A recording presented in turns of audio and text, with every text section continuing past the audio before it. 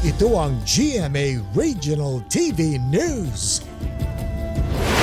Mainit na balita mula sa Luzon, hatid ng GMA Regional TV.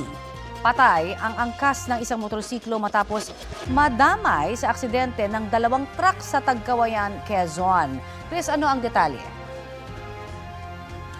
Connie, nahagip ng truck ang motorsiklong sinasakyan ng biktima. Sa dashcam video, kita ang pag-overtake ng truck sa ilang sasakyan sa Quirino Highway sa Barangay San Vicente. Sa isa pang anggulo, makikita ang nag-overtake na truck na bumangga sa likod ng isa pang truck na nagdire-diretso sa bangin.